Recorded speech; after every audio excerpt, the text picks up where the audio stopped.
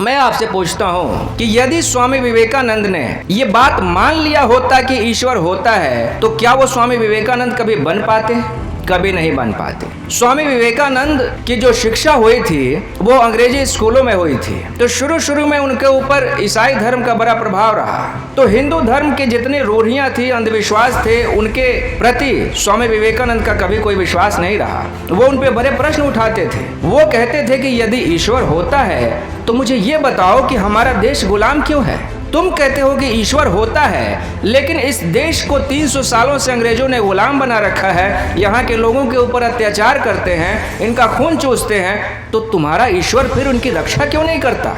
और यदि वो ईश्वर रक्षा नहीं कर पाता तो फिर वो है, इस बात में तो संदेह है। इसलिए वो जगह जगह जाते थे। जो भी उस समय के जाने माने विद्वान थे, जो अपने को ईश्वर का प्रतिनिधि कहते थे, धार्मिक कहते थे, उनके पास जाके स्वामी विवेकानंद सीधा सीधा प्रश्न उनके मुंह पे फेंक देते थे।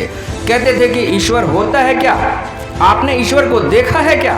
लोग हैरान रह जाते थे, क्योंकि प्रश्न इतना फटाक से निकल के आता था कि किसी भी धार्मिक व्यक्ति की हिम्मत नहीं होती थी जवाब दे देने की। जिसने देखा है, जिसने जाना है, वही तो जवाब दे पाएगा ना। तो इस तरह से उत्तर देने वाला स्वामी विवेकानंद को कोई नहीं मिला। लेकिन एक दिन किसी ने उनको कहा कि भाई, उधर दक्षिणेश्वर काली मंदिर में एक साधु है। वैसे तो स्वभाव से लोग कहते हैं कि पागल ही हैं, पागल दिखते हैं, लेकिन एक दूसरी छवि भी है उनकी।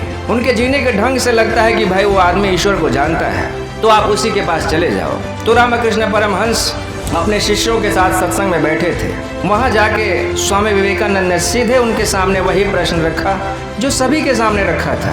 पूछ दिया सीधा सीधा रामकृष्ण परमहंस से कि ईश्वर होता है? उन्होंने कहा कि होता है। तो पूछा स्वामी विवेकानंद ने कि आपने देखा है? तो रामकृष्ण ने कहा कि देखा है। ठीक वैसे ही देखा है जैसे तुम्हें देख रहा हूँ, जैसे तुम्हें देख रहा हूँ उसे देखा है। स्वामी विवेकानंद थोड़े सकुचा गए, क्योंकि इतने आत्मविश्वास से उत्तर देने वाला कोई मिला नहीं था उन्हें। फिर उसके बाद उन्होंने अंतिम प्रश्न पूछा। उन्होंने पूछा कि क्या प्रमाण है कि होता है? क्या सबूत है कि होता है? तो रामकृष्ण ने कहा कि मैं प्रमाण हूँ कि होता है। मैं हूँ उसके होने का प्रमाण। और क्या प्रमाण दूँ मैं तुम्हें?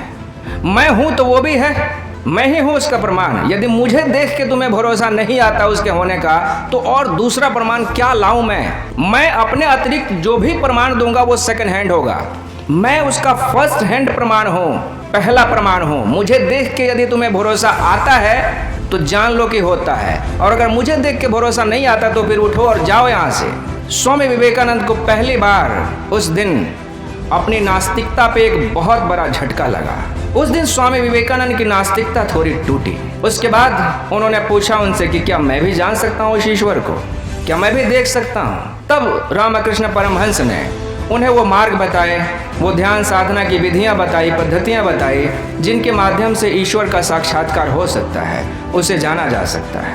और इस प्रक्रिया से चल के स्वामी विवेकानंद बने। तो अब ये बताइए कि यदि स्वामी विवेकानंद ये प्रश्न नहीं पूछते, अपने भीतर जिज्ञासा नहीं उठाते, बल्कि मान के बैठ गए होते कि ईश्वर होता है, तो कभी वो विवेकानंद हो पाते? नहीं हो पाते।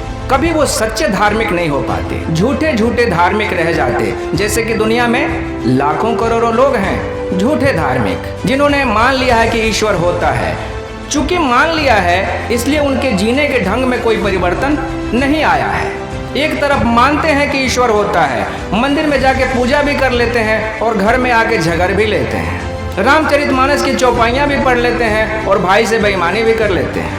आप ये मानते भी हैं कि ईश्वर होता है, लेकिन आप अपने पड़ोसी से झगड़े भी नाद लेते हैं। इसका मतलब है कि आपके भीतर ईश्वर का कोई अनुभव नहीं है, आपकी आस्तिकता झूठी है।